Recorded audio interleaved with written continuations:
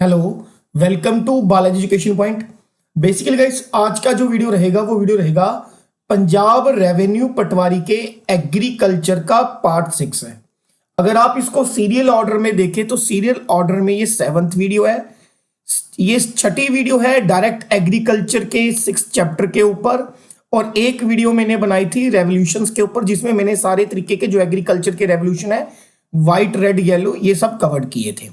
Okay, तो चलिए शुरुआत करते हैं। This lecture is presented by me, my name is Jatin Singla. अगर इस लेक्चर के रिगार्डिंग या किसी भी लेक्चर के रिगार्डिंग आपका कोई डाउट है तो आप मुझे मेल कर सकते हैं jatinsinghla@gmail.com के ऊपर। फेसबुक के ऊपर मुझे फॉलो करने के लिए आपको पेज ढूंढना होगा जतिन सिंगला स्टडी। इंस्टाग्राम के ऊपर मुझे फॉलो करने के लिए आपको लिंक ढूंढना होगा Jatin Singla 10103। Okay, important announcement जैसे मैं हर एक वीडियो में करता हूं, ये मेरा टेलीग्राम चैनल है पंजाब पटवारी 2020। इसमें मैं जितने भी फ्री मटेरियल मैं आपको दे सकता हूं, जैसे कि मॉक टेस्ट, वीडियोस के लिंक, कुछ इंपॉर्टेंट अनाउंसमेंट्स, लगभग जब मैं ये वीडियो रिकॉर्ड कर रहा हूं आज के दिन मार्च के महीने में, तो लगभग 2300 जो है स्टूडेंट्स इसमें ऐड हो चुके हैं। तो कृपया किसी पेड कोर्स में घुसने की बजाय अपना दिमाग लगाइए। जितना भी आपको फ्री मटेरियल चाहिए वो मैं आपको इसमें अवेलेबल करवाऊंगा, तो कृपया इसको ज्वाइन करिएगा। नेक्स्ट, चलिए लेते हैं आज का पहला क्वेश्चन। ओके, देखिए क्वेश्चन कैसे आता है एग्रीकल्चर के ऊपर। जैसे कि क्वेश्चन एक किसी स्टेट का, हरियाणा पटवारी का एग्जाम में चेक कर रहा था, तो उसमें एक क्वेश्चन पूछा गया था, the cashew capital of the world किसे कहा गया है। इंडिया के अंदर कोई सिटी होगी, कोई स्टेट होगी जिसे हम कैश्यू यानी कि काजू कैपिटल ऑफ द वर्ल्ड कहते हैं, और यह नाम दिया गया है कोलम, जो कि केरला के अंदर है। यहां आप मैप के अंदर देख सकते हैं, यहां पर है कोलम, जिनको हम केरला में स्टेट का ये एक हिस्सा है। ओके, एक चीज और मैं आपको बता दूं कि इंडिया में सबसे पहले जो कैश्यू है वो पोर्तुगीज के द्वारा लाया गया था, और पोर्तुगीज सबसे पहले 1498 के अंदर केरला में ही आए थे, कैलीकट के अंदर, कैलीकट केरला में आए थे सबसे पहले। और सबसे पहले जो कैश्यू है इसकी खेती गोवा के अंदर करी गई थी। देखिए कैसे करी गई थी गोवा के अंदर, जरा ध्यान से मेरी बात समझिएगा। देखिए ये जो एरिया है इसको बोलते हैं कोस्टल एरिया। तो कोस्टल एरिया में सबसे पहले कैश्यू की खेती करी गई थी, ताकि जो सॉइल है, सॉइल के इरोजन को, मिट्टी को खुरने से रोका जा सके। सबसे पहले इस उद्देश्य से गोवा के अंदर कैश्यू की खेती करी गई थी। इस बात को जरा ध्यान में रखिएगा। अगर आज का सिनारियो देखिए, 2019 दिसंबर के अंदर जो सबसे लेटेस्ट रिपोर्ट है एग्रीकल्चर की, उसके अकॉर्डिंग मिनिस्ट्री ऑफ एग्रीकल्चर की जो रिपोर्ट है, इंडिया में जो सबसे ज्यादा कैश्यू की प्रोडक्शन है एट प्रेजेंट वो महाराष्ट्र के अंदर है।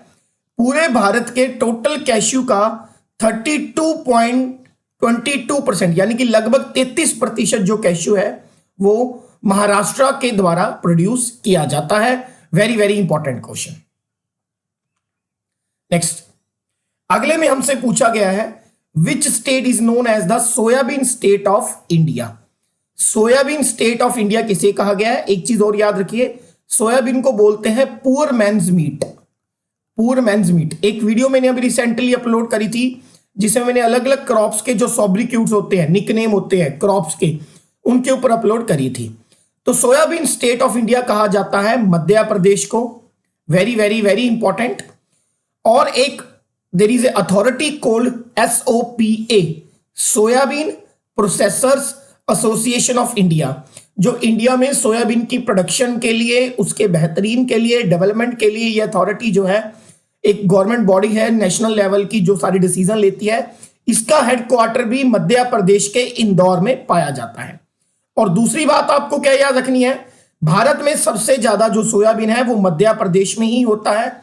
पूरे भारत का लगभग 48.90% यानी कि लगभग 49% जो सोयाबीन है वो मध्य प्रदेश में होता है। Very very important. यहां पर आप देख सकते हैं मैप के अंदर, ये है इंदौर, भोपाल जो कि मध्य प्रदेश की राजधानी है, बिल्कुल इससे थोड़ी सी दूरी पे इसके वेस्ट में पाया जाता है इंदौर। नेक्स्ट, अगले क्वेश्चन में पूछा गया है, ग्रेप्स सिटी ऑफ इंडिया।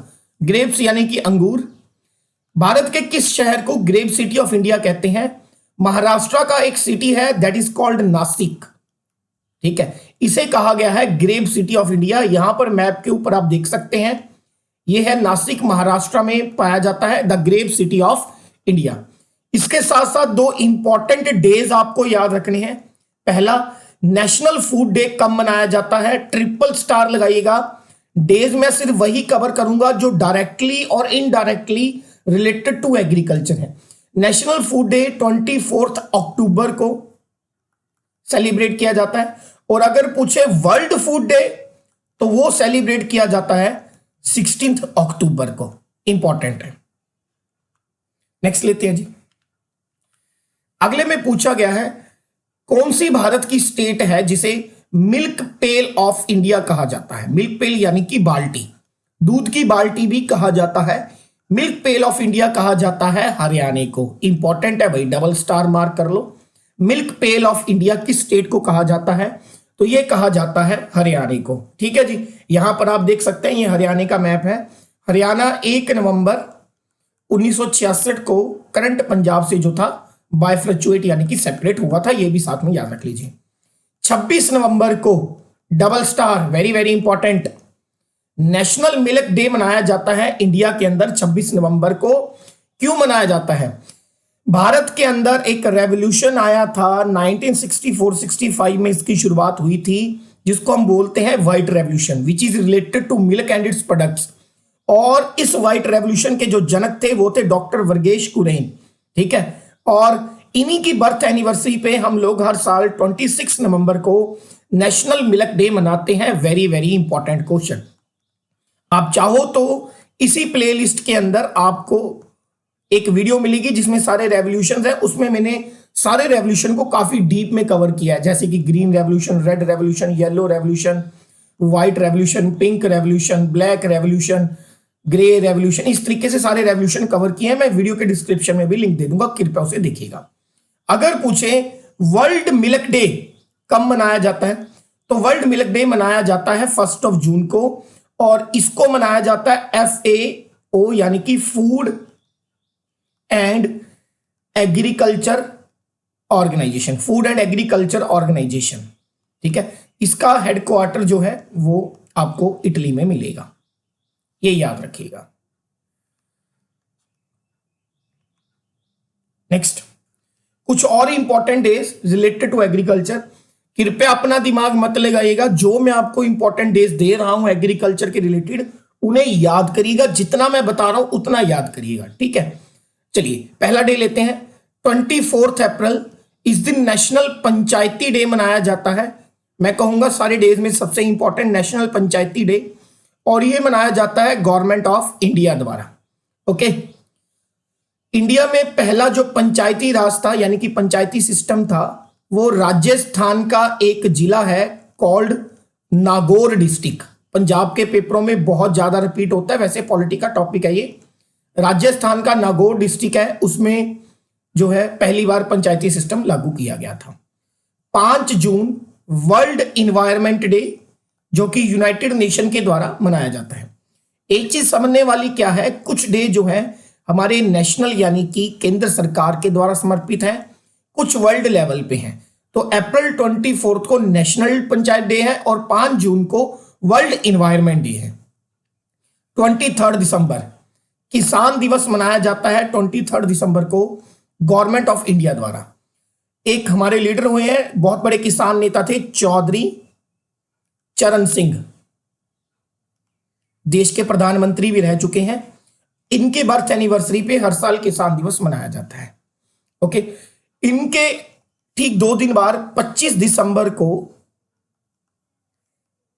किस भारतीय भूतपूर्व प्रधानमंत्री का जन्मदिन होता है, और उनके जन्मदिन पर कौन सा डे मनाया जाता है जरा मुझे बताइएगा। 25 दिसंबर को। ओके, नेक्स्ट देखते हैं। 3 मार्च वर्ल्ड वाइल्ड लाइफ डे, जो कि मनाया जाता है यूनाइटेड नेशन के द्वारा।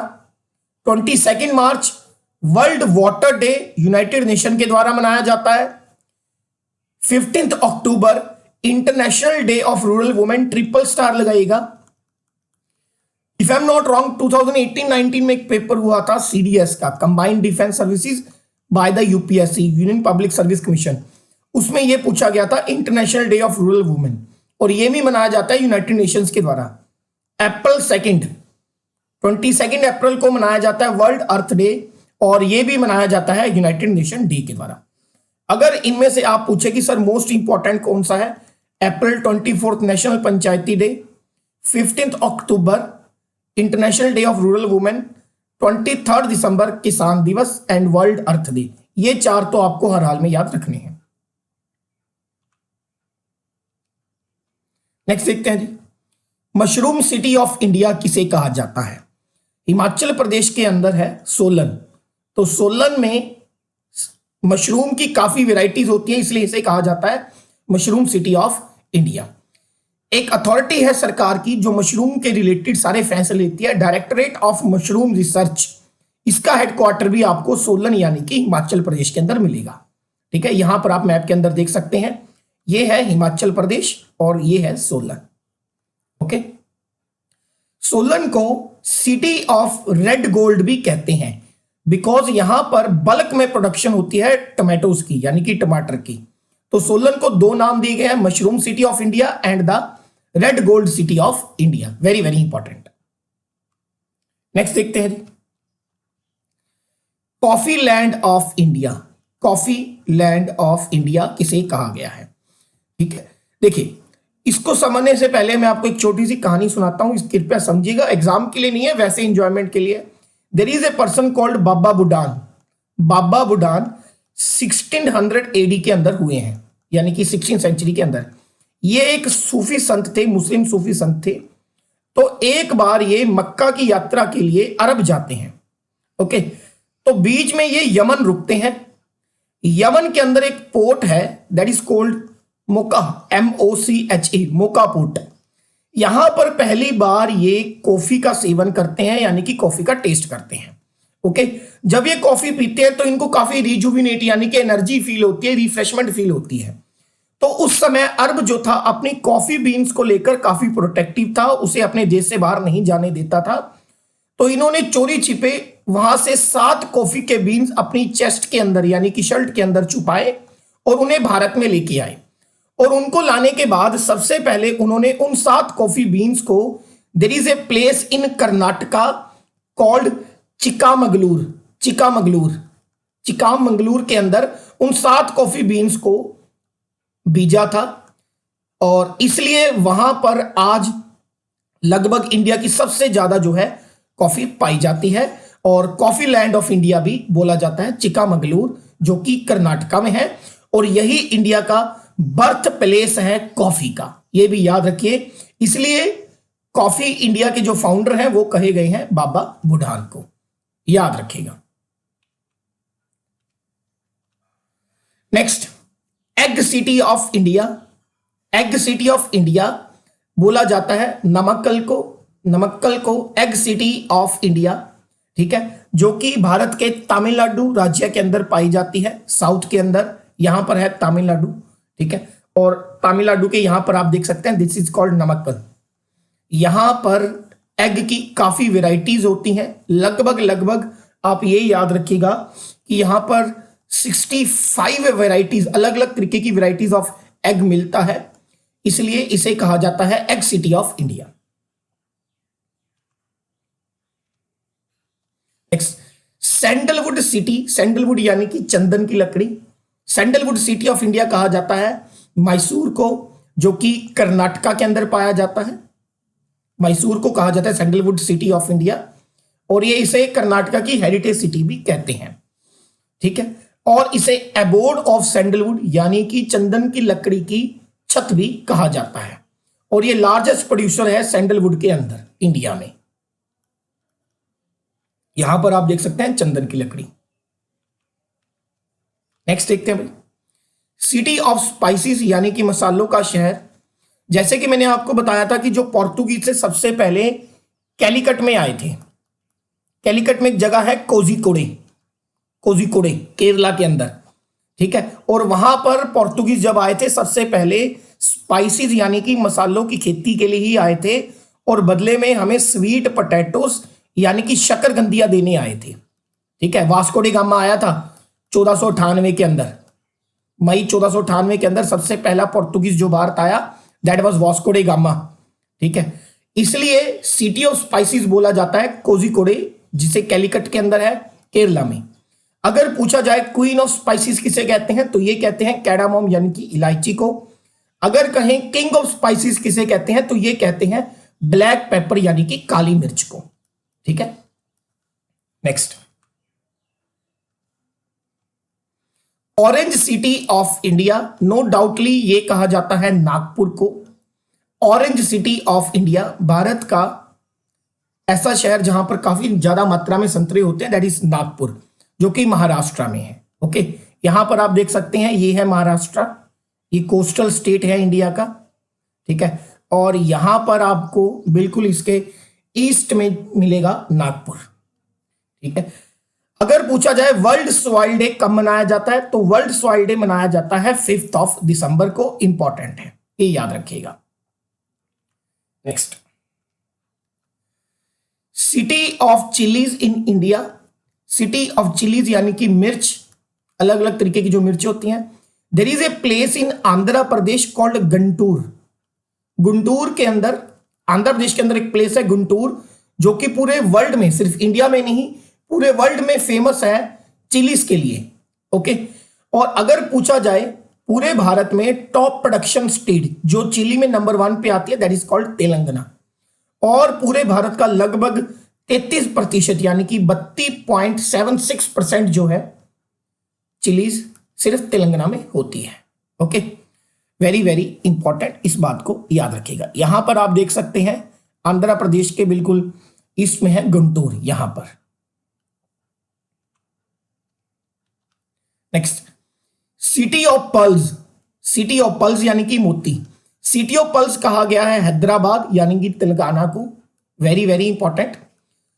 पर्ल्स का अगर आप इतिहास पढ़े तो हैदराबाद में काफी लंबे टाइम तक राज रहा है निजाम्स का। लगभग भारत के ऊपर अगर आपने हिस्ट्री पढ़ी है 200 साल जो थे निजाम्स का राज रहा है। ठीक है, आपको मुझे कमेंट बॉक्स में बताना है, there was a Mughal king called Mohammad Shah Rangila. Mohammad Shah Rangila नाम का एक मुगल किंग हुआ है, उसका एक मिनिस्टर था जिसने हैदराबाद की फाउंडेशन करी थी, उसका जरा मुझे नाम बताइए, who was the founder of Hyderabad. ठीक है, तो सिटी ऑफ पर्ल्स कहा गया है तेलंगाना को। यहां पर आप देख सकते हैं तेलंगाना हैदराबाद। नेक्स्ट लेते हैं जी, अगर पूछा जाए leather city of the world, ठीक है, leather city of the world कहा गया है, उत्तर प्रदेश के अंदर है कानपुर। बहुत बड़े पैमाने पे यहां पर लेदर यानी कि चमड़ा और उनसे जुड़े हुए जो है कारखाने आपको मिलेंगे। तो कानपुर, जिसका पुराना नाम था कानपुर, जो कि उत्तर प्रदेश का एक स्टेट है, वहां उसे कहा जाता है the city of leather, the city of leather. Very very important. अगर इस वीडियो के रिगार्डिंग आपका कोई भी डाउट है तो प्लीज मुझे आप बता सकते हैं, फीडबैक जरूर दीजिएगा। ठीक है, और अगर और मुझे टाइम मिला तो अभी आप सब जानते हैं कि इस समय मार्च के महीने में जब मैं ये वीडियो रिकॉर्ड कर रहा हूँ 23 या 24 मार्च का जो दिन है आज का, उसमें आपको पता होगा कि कोरोना वायरस की वजह से पूरा स्टेट हमारा पंजाब और पूरा इंडिया जो है लॉकडाउन की कंडीशन में जा चुका है। मैं आपसे विनती करूंगा, घर पे रहिए, सेफ रहिए, जिंदा रहे तो काम फिर हो जाएगा, पेपर की तैयारी भी फिर से हो जाएगी। ठीक है, पैसे फिर से कमा लेंगे, लेकिन अगर जिंदा रहे तो be safe, be at home. Thank you so much.